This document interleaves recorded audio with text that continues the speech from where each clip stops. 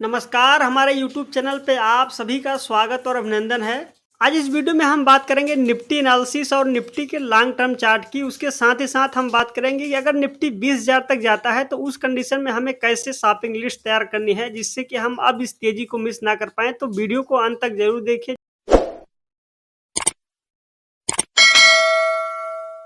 तो लीजिए, आपके सामने पेश है निफ्टी का चार्ट। अब इस निफ्टी के चार्ट को आप बड़े ध्यान से देखिए। तो आप पाते हैं कि निफ्टी कोविड के बाद बहुत बड़ी तेजी आई। तेजी के बाद आप देखिए निफ्टी अक्टूबर 2021 के बाद से लेके निफ्टी ने यहाँ 2023 अभी जुलाई आने को है। आप देख रहे हैं कि 2 साल से निफ्टी एक रेंज में फंसा हुआ है और ये रेंज है यहाँ पे 15,200 से लेके 18,700, 18,800, 18,850 इसी रेंज में निफ्टी ने बिता दिया। तो अब मान के चलिए कि जब कभी इस रेंज का ब्रेकआउट आएगा, यानी कि आप देखें तो एकदम ब्रेकआउट की दहलीज पे निफ्टी ट्रेड कर रहा है। अगर इस रेंज का ब्रेकआउट आता है तो आप मान के चलिए कि निफ्टी की जो मूव होगा इस रेंज के हिसाब से बहुत बड़ा होगा। इसलिए अब आपको तैयारी ये करना चाहिए कि आपको एक शॉपिंग लिस्ट तैयार करना है, यानी कि आप कॉपी और पेन ले लीजिए और आप अपने लिए एक लिस्ट तैयार कीजिए कि कौन से शेयर में अच्छा मोमेंटम है, कौन सा सेक्टर ज़्यादा अच्छा कर सकता है।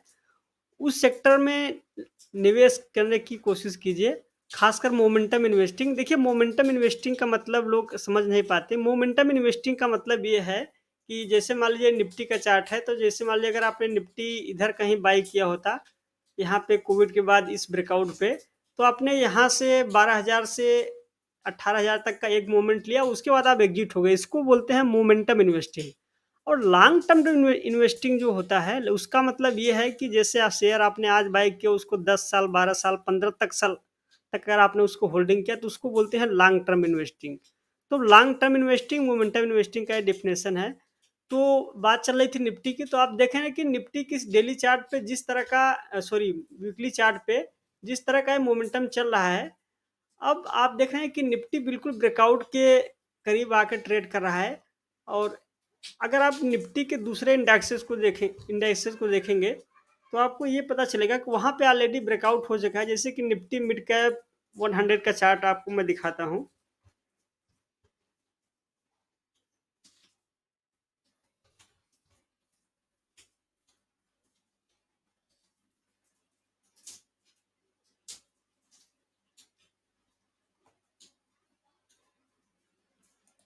लीजिए, आपके सामने निफ्टी मिड कैप 100 का चार्ट है।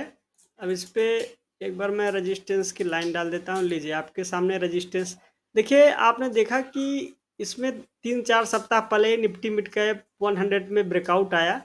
उसके बाद आप देखिए कि ब्रेकआउट के बाद निफ्टी मिड मिड कैप 100 में तेजी बनी हुई है। और अभी निफ्टी में देखें तो निफ्टी में ब्रेकआउट के एकदम रेजिस्टेंस पे आके टिका हुआ है। अगर इसका ब्रेकआउट आता है तो आप मान के चलिए कि निफ्टी में जो ब्रेकआउट होगा वो कोई साधारण ब्रेकआउट नहीं होगा। आप केवल देखते रहेंगे और शेयर बढ़ता रहेगा, आपके खरीदने की हिम्मत नहीं होगी। और लोग आपको डराते रहेंगे कि निफ्टी अब 13,000 हो जाएगा, कोई बोलेगा 14,000। लेकिन केवल आप चार्ट देख कर विश्वास कीजिए। चार्ट जो बोल रहा है उसी आधार पर आप फैसला लेंगे तो निश्चित रूप से आप मोमेंटम इन्वेस्टिंग भी अच्छी सफलता हासिल करेंगे। तो ये है निफ्टी का, सॉरी, निफ्टी मिड कैप का चार्ट। अगर आप स्मॉल कैप के चार्ट को देखेंगे, देखिए अगर स्मॉल कैप और मिड कैप इंडेक्स में तेजी बनती है तो आप मान के चलिए कि बाजार में जितने भी शेयर हैं सबको पंख लग जाते हैं और सारे शेयरों में मोमेंटम रहता है। तो एक बार निफ्टी स्मॉल कैप इंडेक्स का भी चार्ट देखते हैं।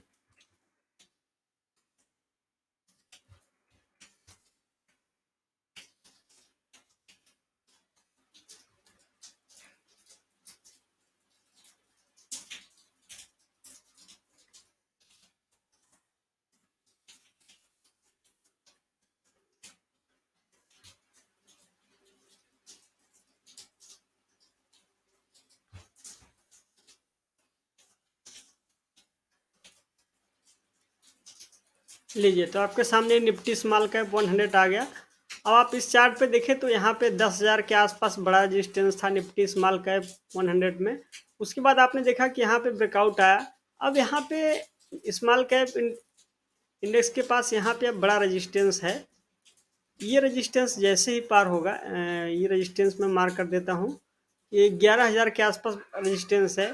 जैसे ही स्मॉल कैप इस रेजिस्टेंस को पार होगा, आप देखेंगे फिर स्मॉल कैप इंडेक्स अपने 2021 के लाइफ टाइम हाई की तरफ पहुंच जाएगा।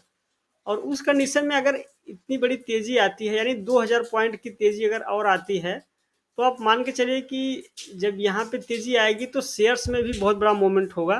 तो आप इसके लिए बिल्कुल चौकन्ने रहिए। देखिए, मेरा मानना यह है कि शेयर बाजार में एनएससी बीएससी मिलाकर देखेंगे तो 7,000 से भी ऊपर शेयर लिस्टेड होंगे। तो आपको सारे शेयर को ट्रैक नहीं करना है, आपको केवल अपना दायरा मापना है। जैसे मान लीजिए, अगर आप 10 शेयर ट्रैक कर सकते हैं तो 10 शेयर का लिस्ट बना लीजिए। अगर आप 15 शेयर ट्रैक कर सकते हैं तो 15 का, अगर 100 शेयर ट्रैक कर सकते हैं तो 100 शेयर का लिस्ट बनाइए और डेली बेस पे उसको ट्रैक कीजिए। वीकली, मंथली, जो भी है आपके पास लिस्ट, उसके हिसाब से आप लिस्ट बना के अच्छे शेयर्स का ट्रैक कीजिए और उसमें इन्वेस्टिंग कीजिए। तो ये बात होगी निफ्टी स्मॉल कैप 100 की। एक बार निफ्टी बीएससी सेंसेक्स को देखते हैं कि बीएससी सेंसेक्स का चार्ट क्या बता रहा है।